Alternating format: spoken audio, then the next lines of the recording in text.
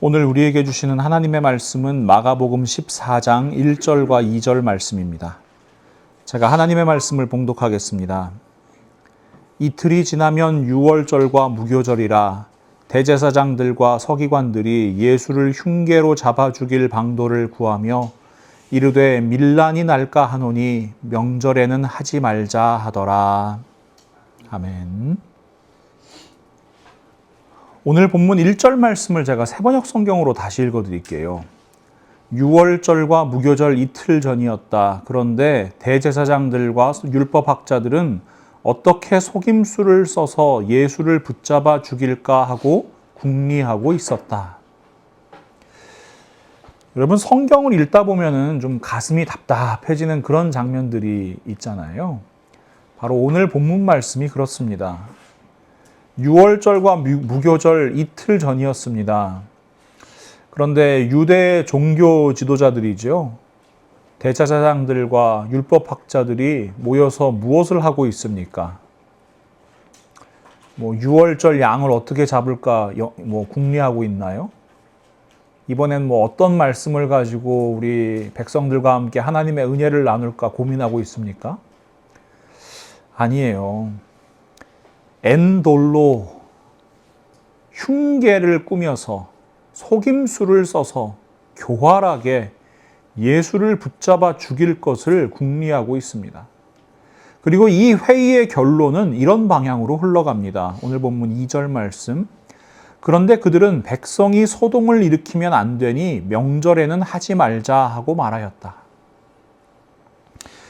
여러분, 대제사장들도 그렇고 율법학자들도 그렇고 다 종교 지도자들이잖아요. 이 사람들 하나님 말씀 잘 아는 사람들 아닌가요? 종교 의식도 주관하고요. 하나님 말씀 해석하고 가르치기도 하고요. 하나님의 뜻을 분별해서 백성들에게 선포하는 사람들이잖아요. 그런데 그런 사람들이 하나님을 두려워하지를 않습니다. 이 사람들은 사람을 두려워해요. 밀란이 날까 하노니, 백성이 소동을 일으키면 안 되니, 이건 여러분 하나님을 두려워하는 사람들의 근심이 아니고요. 정치적인 근심이고 세속적인 근심이에요. 실제로 그 당시에 유월절은요, 많은 백성들에게는 기쁨의 날이었어요. 그런데 이스라엘을 지배하고 있던 로마인들과 그들에게 협력하던 이 종교 지도자들한테는요, 굉장히 골치 아픈 날이었습니다. 왜냐하면요, 이 식민 지배를 하는 제국 입장에서는 제일 두려운 게 뭐예요? 그 식민지에서 반란이 일어난다든가, 큰 소요가 일어난다든가, 이게 무서운 일이잖아요. 그런데 이 유월절은 이스라엘 백성들이 로마 제국에 대해서 반란을 일으키기에 최적화된 시기인 거예요. 예수님 시대에 예루살렘 인구가 한 10만 명 정도 됐다고 추정하거든요. 그런데 유월절이 되면요, 순례자들만 한 20만 명 이상이 예루살렘을 방문해요. 10만 명 살던 도시에 갑자기 한 30만 명 정도의 인파가 드글드글하게 되는 거예요. 근데다 여러분, 유월절이 어떤 날입니까? 하나님께서 이집트, 애굽의 압제로부터 이스라엘 민족을 구원하신 것을 기념하는 날이잖아요.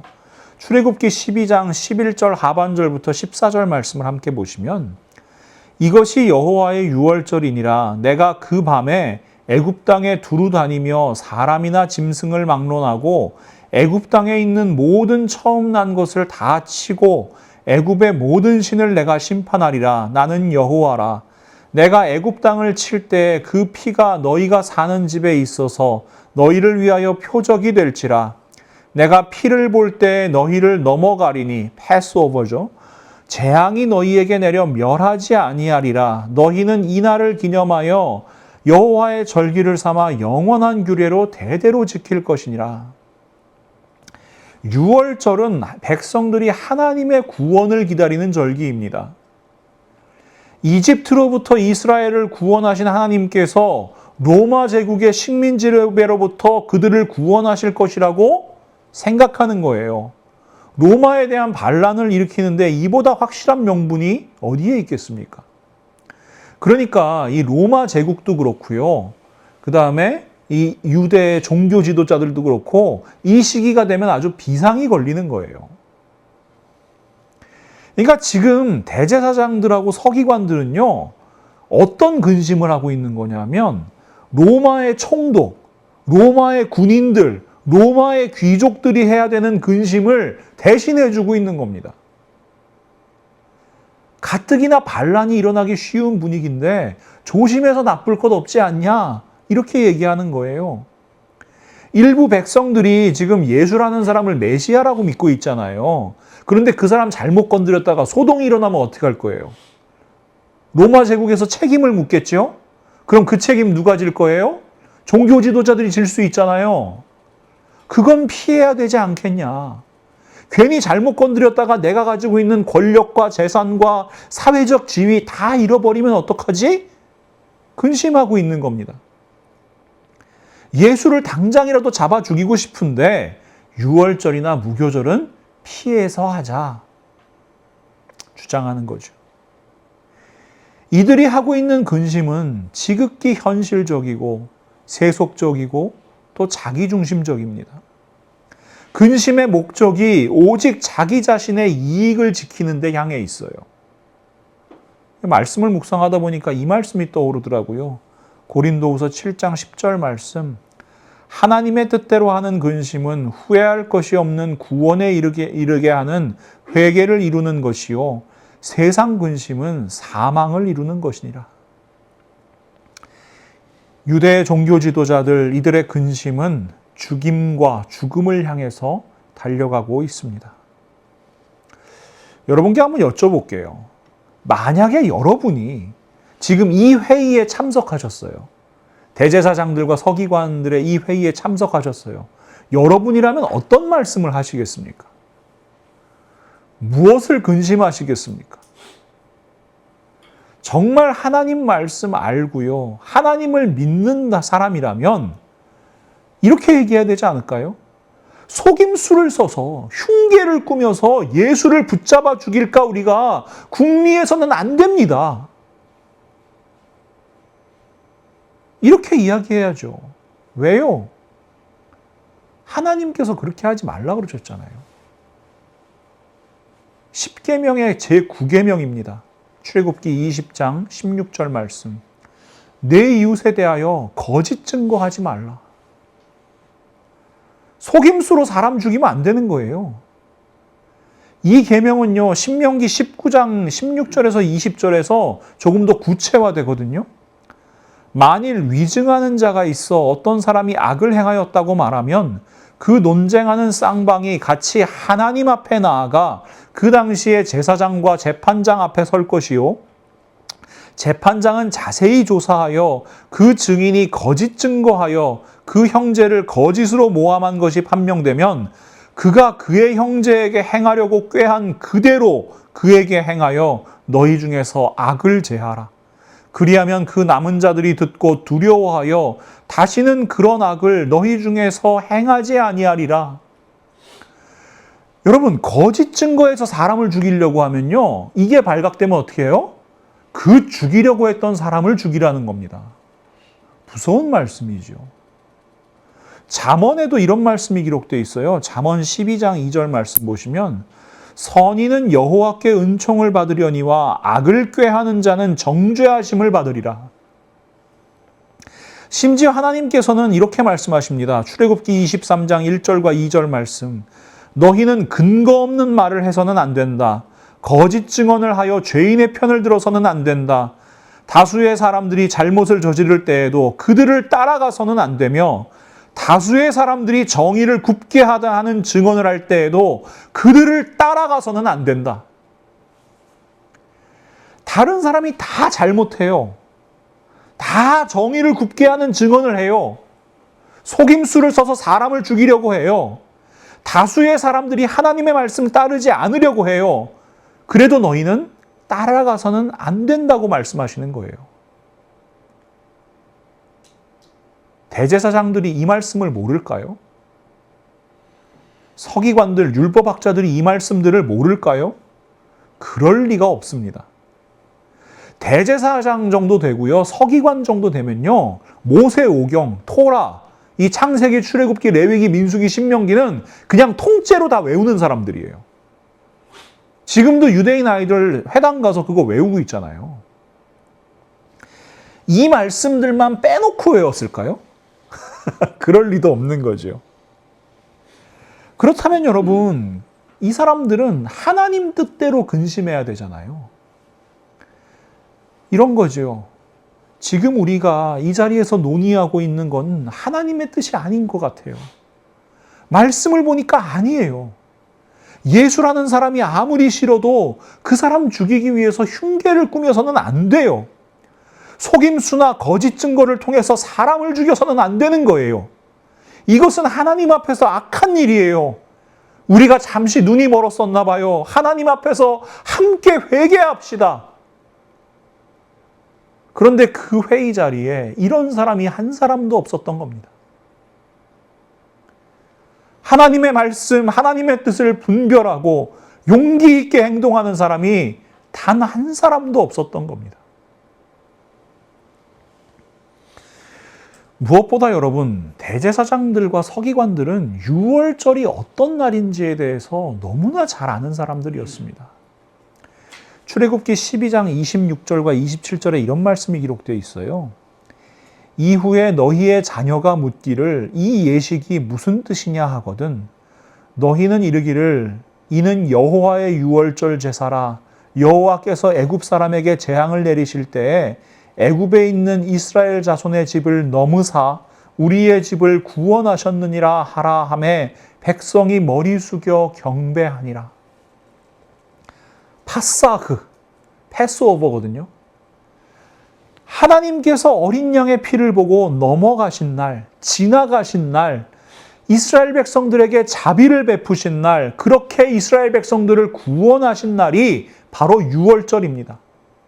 유월절은 생명의 날입니다. 구원의 날입니다. 하나님께서 이것을 자녀들에게 가르치라고 말씀하셨습니다. 자녀들에게 가르친다. 곰곰이 생각해 보면요. 이 말씀은 단지 유월절이라는 전통을 이어나가라 이런 말씀이 아니에요. 제가 아들을 키워보니까요. 사는데 가장 신경 쓰이는 것 중에 하나가 아들의 눈이에요. 아니, 아빠가 목사라는데 막대 먹은 모습으로 살 수는 없잖아요. 목사라면 하나님 말씀대로 사는 걸 아들에게 보여줘야 되잖아요. 아들이 보고 있다 이렇게 생각하면요. 한 번 더 생각하게 되는 거예요. 그래서 저는 아들의 눈이 곧 하나님의 눈길이라는 생각을 자주 합니다. 마찬가지죠. 유대인들이 자녀들에게 유월절에 대해서 가르치면요. 자녀들의 눈을 바라볼 수밖에 없는 거예요.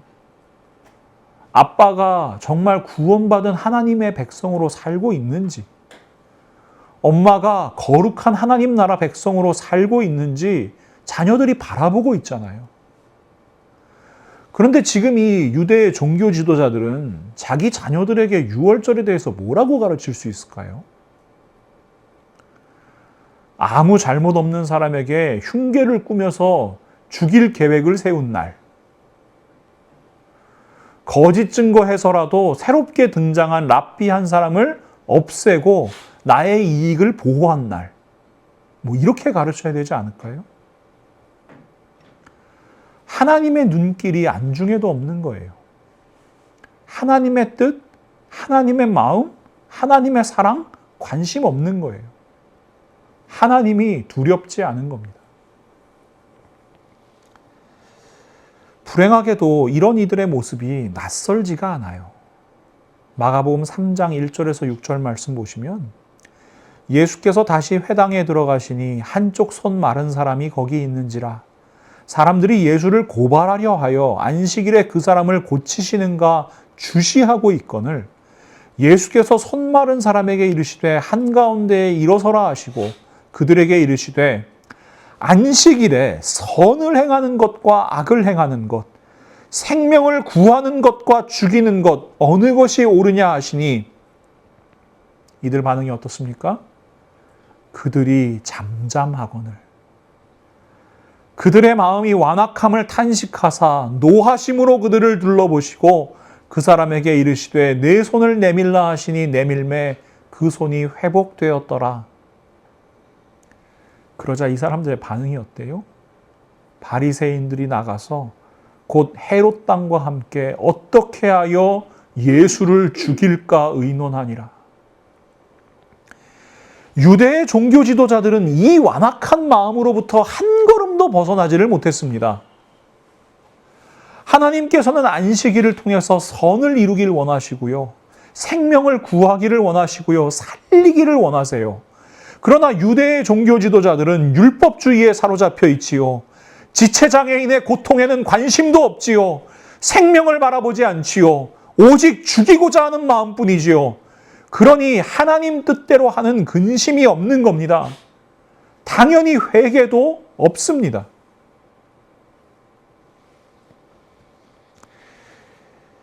사랑하는 성도 여러분, 우리의 모습은 어떤가요? 사도 바울은 고린도 교회 성도들을 향해서 이렇게 선포합니다. 고린도전서 5장 7절 하반절 말씀인데요. 우리의 유월절 양 곧 그리스도께서 희생되셨느니라. 예수님께서 유월절 양이 되셨습니다.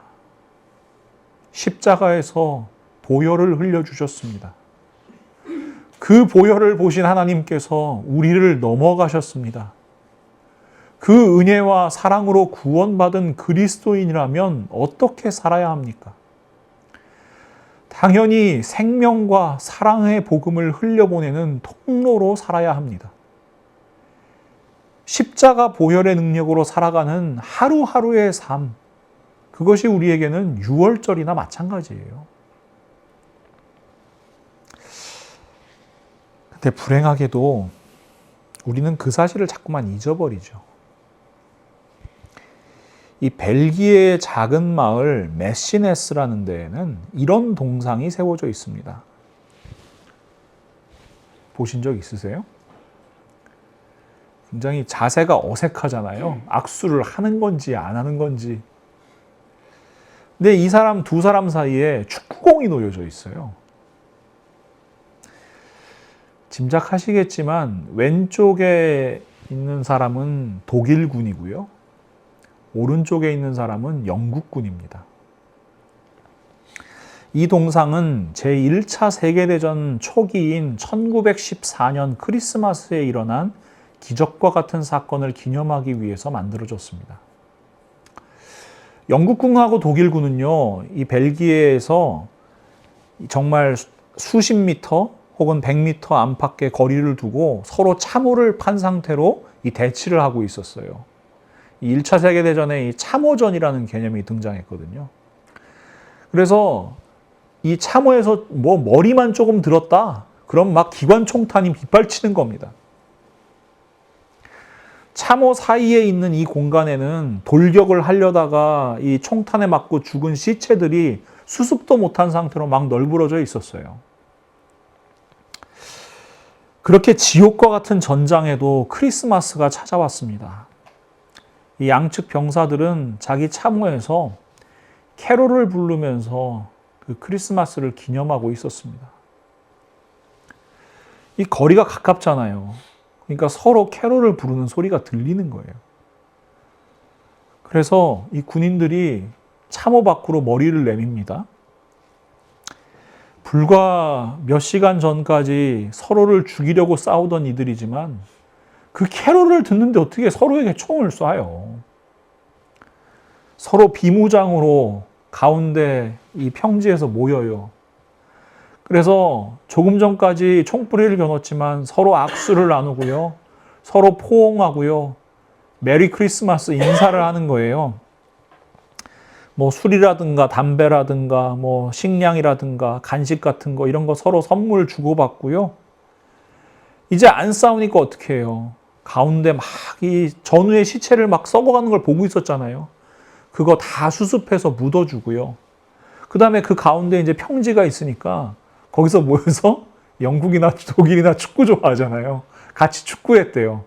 그래서 뭐 누가 이겼는지에 대해서는 뭐 여러 가지 설들이 있습니다만은, 여러분, 이게 크리스마스 정전, 뭐 크리스마스 휴전, 크리스마스 트루스라고 불리는 굉장히 기적 같은 사건이에요. 여러분, 이게 너무나 비현실적인 이야기라서요. 이거 거짓말 아니야? 꾸며낸 얘기 아니야? 이런 추측이 있을 정도인데요. 이 사건은요, 수십만 건의 기록이 있고요. 실제로 이 두 병사들이 만나서 함께 찍은 사진이 남아있는 실화입니다. 크리스마스, 생명의 날이잖아요. 구원의 날이잖아요. 이 생명과 구원의 날인 크리스마스 정신이 이보다 극적으로 드러난 날은 아마 없을 겁니다. 근데 여러분, 이 사건으로 인해서 제1차 세계대전이 끝나면 얼마나 좋았을까요? 예수 그리스도의 사랑으로 구원받은 우리들 서로 싸우지 맙시다. 다투지 맙시다. 우리 서로에게 총뿌리를 겨누지 맙시다. 우리 다 하나님의 자녀잖아요. 그러면서 전쟁이 끝나면 얼마나 좋았을까요? 하지만 인간의 완악함은 그렇지를 못했습니다. 이 크리스마스 정전이라는 사건이 알려진 다음에 양국 수뇌부에서는 난리가 났습니다. 군기가 빠졌다고요. 헌병대가 출동해가지고요, 이 군기 문란 행위를 적발을 했고요, 해당하는 병사들을 처벌을 했습니다. 이 교류를 해봤으니까 유대감이 생기잖아요. 서로 총 쏠 수 있겠어요? 이 사람들 다 다른 데로 보내버려요. 나중에 제2차 세계대전을 일으키는 아돌프 히틀러는요, 이 사건에 대해서 뭐라고 기록하냐면 독일군의 수치라고 기록합니다.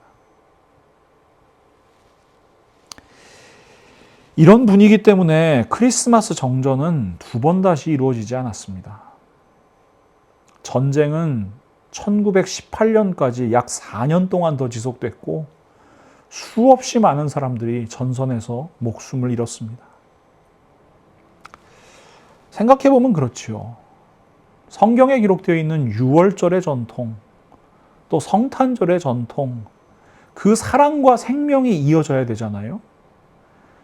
그런데 안타깝게도요, 지금 이 순간까지도 이어지고 있는 것은 유월절 이틀 전에 예수 그리스도를 죽일 흉계를 세우던 이들의 전통이 이어지고 있습니다. 우리가 살아가는 이 순간에도 여전히 악인들의 흉계와 거짓 증언이 판치는 것을 보고 있고요. 선보다 악을 행하는 것에 분주하고 살리는 일보다 죽이는 일에 애쓰는 모습을 보고 있습니다.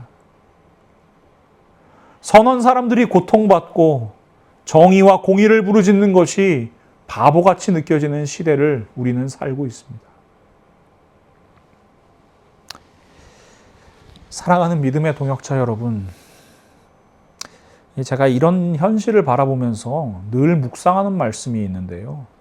시편 73편 말씀이거든요.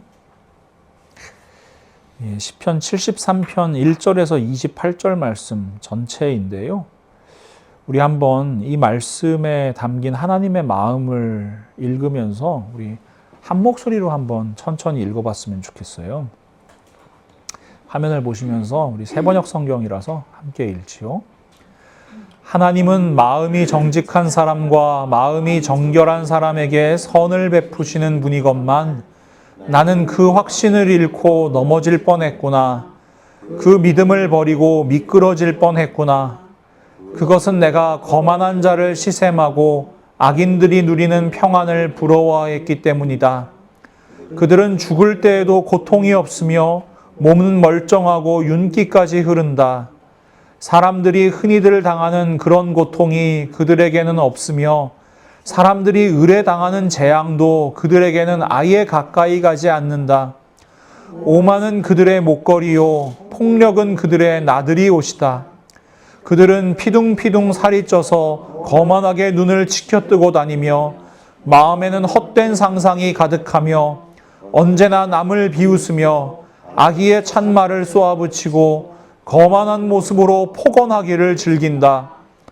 입으로는 하늘을 비방하고 혀로는 땅을 휩쓸고 다닌다. 하나님의 백성마저도 그들에게 홀려서 물을 들이키듯이 그들이 하는 말을 그대로 받아들여 덩달아 말한다. 하나님인들 어떻게 알 수 있으랴? 가장 높으신 분이라고 무엇이든 다 알 수가 없으랴 하고 말한다. 그런데 놀랍게도 그들은 모두가 악인인데도 신세가 언제나 편하고 재산은 늘어만 가는구나. 이렇다면 내가 깨끗한 마음으로 살아온 것과 내 손으로 죄를 짓지 않고 깨끗하게 살아온 것이 허사라는 말인가? 하나님, 주님께서는 온종일 나를 괴롭히셨으며 아침마다 나를 벌하셨습니다. 나도 그들처럼 살아야지 하고 말했다면 나는 주님의 자녀들을 배신하는 일을 하였을 것입니다. 내가 이 얽힌 문제를 풀어보려고 깊이 생각해 보았으나 그것은 내가 풀기에는 너무나 어려운 문제였습니다. 그러나 마침내 하나님의 성소에 들어가서야 악한 자들의 종말이 어떻게 되리라는 것을 깨닫게 되었습니다. 주님께서 그들을 미끄러운 곳에 세우시며 거기에서 넘어져서 멸망에 이르게 하십니다. 그들이 갑자기 놀라운 일을 당하고 공포에 떨면서 자취를 감추며 마침내 끝장을 맞이합니다. 하나님이 아침이 되어서 일어나면 악몽이 다 사라져 없어지듯이 주님께서 깨어나실 때에 그들은 한낮 꿈처럼 자취도 없이 사라집니다. 나의 가슴이 쓰리고 심장이 찔린 듯이 아파도 나는 우둔하여 아무것도 몰랐습니다. 나는 다만 주님 앞에 있는 한 마리 짐승이었습니다. 그러나 나는 늘 주님과 함께 있으므로 주님께서 내 오른손을 붙잡아 주십니다. 주님의 교훈으로 나를 인도해 주시고 마침내 나를 주님의 영광에 참여시켜 주실 줄 믿습니다. 내가 주님과 함께하니 하늘로 가더라도 내게 주님밖에 누가 더 있겠습니까? 땅에서라도 내가 무엇을 더 바라겠습니까? 내 몸과 마음이 다 시들어가도 하나님은 언제나 내 마음에 든든한 반석이시요 내가 받을 몫의 전부이십니다. 주님을 멀리하는 사람은 망할 것입니다. 주님 앞에서 정절을 벌이는 사람은 주님께서 멸하실 것입니다.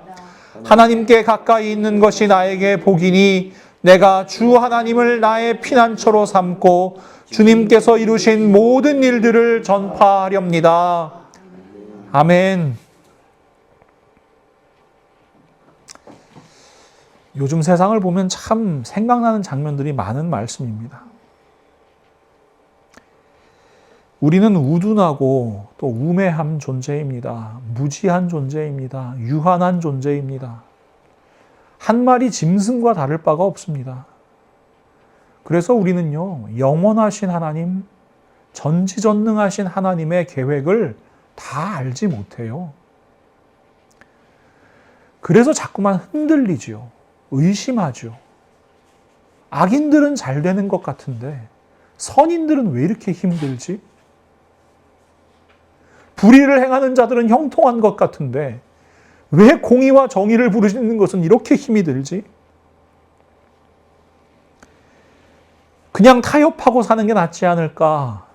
그냥 악하게 사는 게 낫지 않을까? 이런 생각을 할 때도 있었습니다. 그러나 우리가 하나님을 믿는다는 것은 하나님께서 모든 역사를 주관하고 계신다는 것을 믿는다는 겁니다. 우리는 그 뜻을 다 헤아릴 수 없어요. 알 수 없어요. 그러나 하나님께서는 가장 선한 방법, 가장 선한 모습으로 하나님의 계획을 이루고 가지고 계신다는 것을 믿는 것, 이것이 하나님을 믿는다는 의미입니다. 그러니 악인의 형통을 보고 부러워할 필요가 없습니다. 악인의 오만방자함을 시기 질투할 필요도 없습니다. 그들의 심판도 하나님께 속한 것이기 때문입니다. 하나님께서는 지금 이 순간에도 우리의 생각, 우리의 기준, 우리의 판단, 우리의 상식 모든 것을 뛰어넘어 하나님의 방법으로 역사하고 계십니다.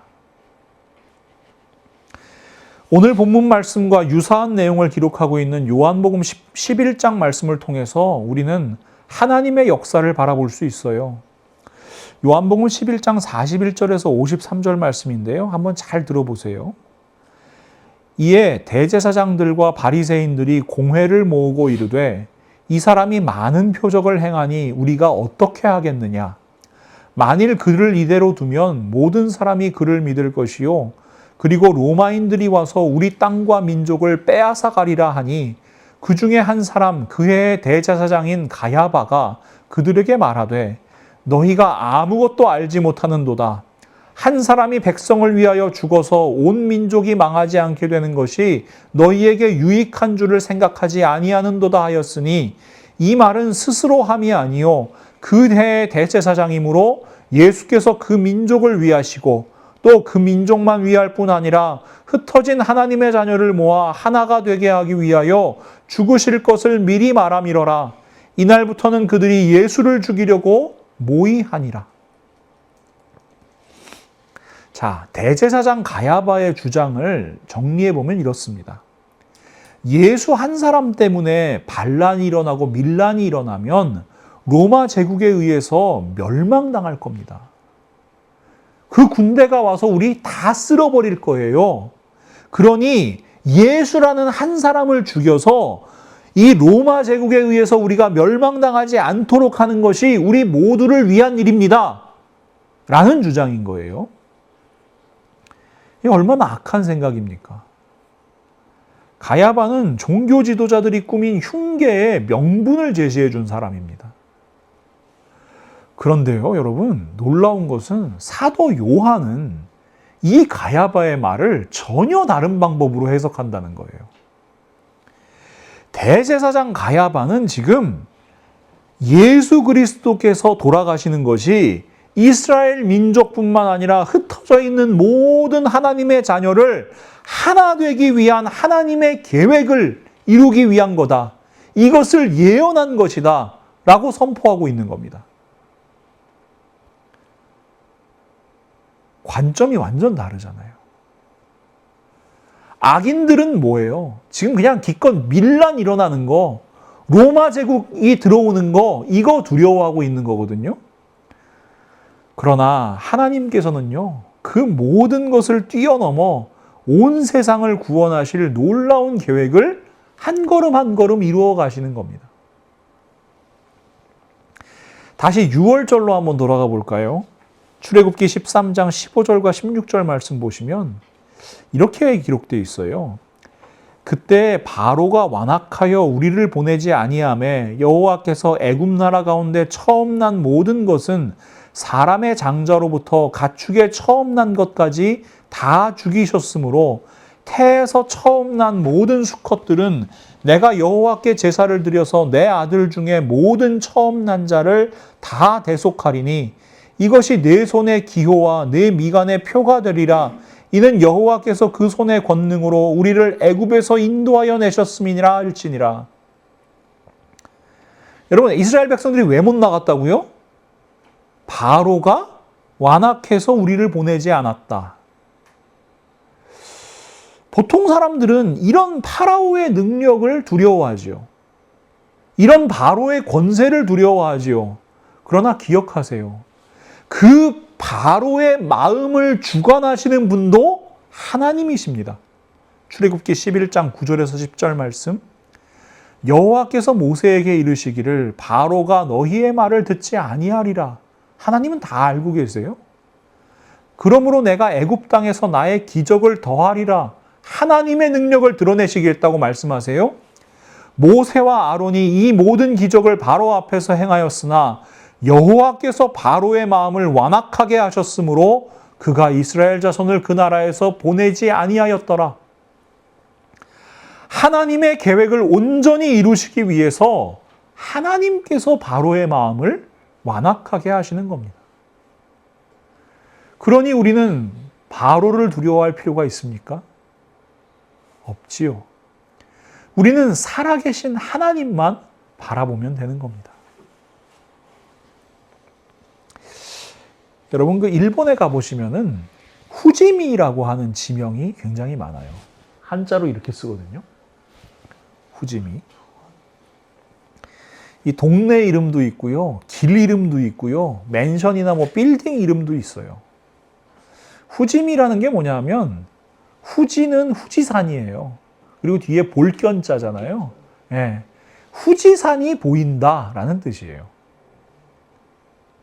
이 후지산은 3,776m짜리 산인데 일본에서 가장 높은 산입니다. 일본의 국교라고 할 수 있는 이 신토에서는요. 이 후지산에 신이 산다 이렇게 믿어요. 그러니까 영산이고요. 일본의 상징처럼 여겨지는 그런 산입니다. 그래서 일본에서요. 이 후지산이 바라보인다? 후지산을 볼 수 있다? 이 후지미라는 건 굉장히 큰 의미를 가집니다. 이게 어느 정도냐면요. 제가 작년에 이 기사를 보고 정말 충격을 받았거든요. 작년 6월에 한 일본의 건설회사가 10층짜리 고급 맨션을 지었어요. 이 왜 고급 맨션이냐면 후지산으로부터 딱 50마일 떨어진 데 이 맨션을 세웠는데 그러니까 여러분 후지산이 어떻게 보이겠어요? 이 맨션 딱 창문에서 보면은 아침에 후지산이 탁 이렇게 서 있는 게 보이는 거예요. 굉장히 비싸게 분양이 됐습니다. 근데 여러분 이 맨션을 완공하자마자 철거를 했습니다. 입주를 안 하고요. 이게 무슨 일이 있었냐면 그 동네에도 후지미라는 거리가 있어요. 후지산이 바라보이는 거리. 근데 이 맨션이 들어서서 그 후지미라는 거리에서 그 후지산이 잘 안 보이게 됐다는 거예요. 사진 한번 보여주실래요? 옛날엔 이렇게 후지산이 보였는데 저 맨션이 서가지고 후지산이 안 보이게 됐다는 거예요. 그래가지고 민원이 제기됐고요. 막 이렇게 여론이 들끓으니까 이 건설사에서 이 수십억엔의 손해를 감수하고 이 건물을 철거하겠습니다라고 발표를 한 거예요.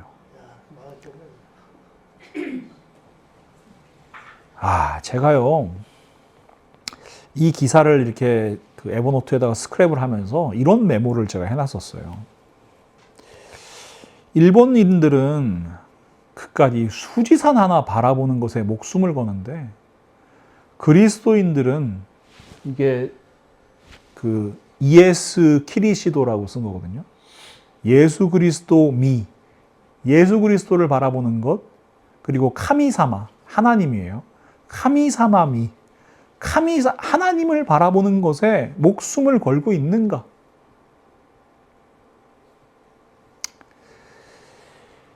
시편 121편 말씀 이렇게 고백하지요. 내가 산을 향하여 눈을 들리라. 나의 도움이 어디서 올까? 나의 도움은 천지를 지으신 여호와에게서로다. 사람들은 산 바라봐요. 영산이라고. 그런데 그리스도인들은 무엇 바라봐야 합니까? 그 산을 지으신 하나님 바라보는 겁니다. 여호와께서 너를 실족하지 아니하게 하시며 너를 지키시는 이가 졸지 아니하시리로다. 이스라엘을 지키시는 이는 졸지도 아니하시고 주무시지도 아니하시리로다. 여호와는 너를 지키시는 이시라. 여호와께서 내 오른쪽에서 내 그늘이 되시나니 낮에 해가 너를 상하게 하지 아니하며 밤의 달도 너를 해치지 아니하리로다. 여호와께서 너를 지켜 모든 환난을 면하게 하시며 또 내 영혼을 지키시리로다. 여호와께서 너의 출입을 지금부터 영원까지 지키시리로다. 그러니 지금도 살아 역사하시는 하나님만 바라보면 좋겠습니다. 6월절 어린 양 되신 예수 그리스도만 바라보면 좋겠습니다. 그래야 하나님 말씀이 바로 보이고요. 그래야 하나님의 뜻을 분별할 수 있고요. 그래야 그 뜻대로 살아갈 용기를 낼 수 있습니다. 무엇보다 어떠한 상황이나 환난 가운데에도 의심하지 않고 흔들리지 않고 하나님의 계획을 신뢰하며 살아갈 수 있습니다. 이것이 우리 그리스도인의 삶입니다. 사순절을 보내면서 우리 모두 참된 그리스도인의 삶을 꿈꾸면 좋겠습니다. 그리고 졸지도 주무시지도 아니하시는 하나님께서 우리 한 사람 한 사람 그리고 우리 라이프 교회를 지키시고 보호하시고 하나님의 뜻대로 인도하여 가시기를 간절히 소망합니다. 사랑의 하나님, 오늘도 하나님의 말씀으로 저희에게 말씀하여 주심을 진심으로 감사합니다. 하나님, 저희들이 살아가고 있는 세상을 바라보면 참으로 마음이 답답합니다. 하나님의 사랑이 흘러가야 하고 하나님의 생명이 흘러가야 하는데 여전히 흉계가 난무하고 속임수가 난무하고 정말 악인이 형통하는 것 같고 정의와 공의를 부르짖는 것이 쉽지 않은 이 현실이 너무나 안타깝습니다. 하지만 하나님, 저희들 믿음으로 고백합니다. 모든 역사를 주관하시는 하나님, 그 하나님의 능력이 지금 이 시간에도 역사하고 계심을 저희들 분명히 믿습니다. 하나님의 사랑으로 하나님의 그 은혜로 저희를 구원하신 것처럼 이 땅을 구원하여 주옵소서. 정말 하나님의 뜻이 하나님의 정의와 공의가 마르지 않는 강같이 이 땅 가운데 흐르게 하시고 그 일에 저희들 한 사람 한 사람을 사용하여 주시기를 간절히 소망합니다. 저희들 작고 연약하오나 아무 힘 없는 것 같으나 하나님께서 사용하실 때 하나님의 도구 되고 하나님께서 사용하실 때 하나님의 통로 되는 줄 아오니 저희들을 통하여 이 땅 가운데 그 사랑과 정의와 공의가 온전히 흘러가게 하여 주시옵소서. 그리하여 이 땅 가운데 아름다운 하나님의 나라, 거룩한 하나님의 나라 이루어갈 수 있도록 저희의 삶을 내어드리게 하시고 저희 라이프 교회를 통하여 그 일을 이루어 가실 수 있도록 저희들 늘 결단하며 용기 낼 수 있도록 하나님께서 저희들을 붙잡아 주시옵소서. 하나님께서 일하실 일을 바라보며 예수 그리스도의 이름으로 간절히 기도하옵나이다. 아멘.